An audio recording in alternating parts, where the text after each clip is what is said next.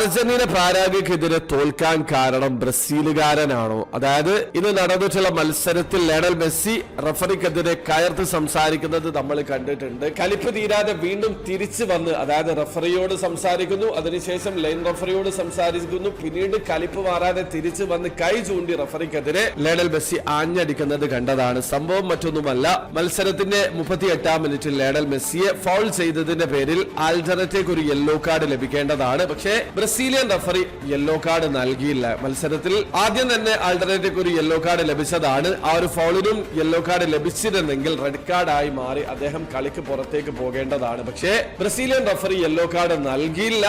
അതാണ് ലയണൽ മെസ്സിയെ ചൊടിപ്പിച്ചിട്ടുള്ളത്. കാരണം 10 പേരായി പാരഗ്വേ 38-ാം മിനിറ്റിൽ തന്നെ ചുരുങ്ങുമായിരുന്നു. ആ ഒരു അറ്റൻഡൻസ് മുതലെടുത്ത് അർജന്റീനയ്ക്ക് വിജയിക്കാൻ കഴിയേണ്ടതാണ്. പക്ഷെ 47-ാം മിനിറ്റിൽ ഈ ഒരു സെക്കൻഡ് യെല്ലോ കാർഡ് ലഭിക്കേണ്ടിയിരുന്ന കളിക്കാരൻ തന്നെയാണ് ഗോൾ നേടി പാരഗ്വേക്ക് വേണ്ടി വിജയം ഉറപ്പിച്ചിട്ടുള്ളത്. ഏതായാലും ഈ ഒരു തീരുമാനത്തിൽ ലയണൽ മെസ്സിയും ലയണൽ സ്കലോണിയും മറ്റുള്ള അർജന്റീന താരങ്ങളെല്ലാം നിരാശയിലായിരുന്നു. കടുത്ത പ്രതിഷേധമാണ് ലയണൽ മെസ്സി അറിയിച്ചിട്ടുള്ളത്. റഫറിക്കെതിരെ ആഞ്ഞടിച്ചിട്ടുണ്ട്. അപ്പൊ നിങ്ങൾ ഈ ഒരു മത്സരം കണ്ടിട്ടുള്ള ആളാണെങ്കിൽ മത്സരത്തെ കുറിച്ചിട്ടുള്ള നിങ്ങളുടെ ഒപ്പീനിയൻ തീർച്ചയായും കമന്റിൽ അറിയിക്കാൻ ശ്രമിക്കുക.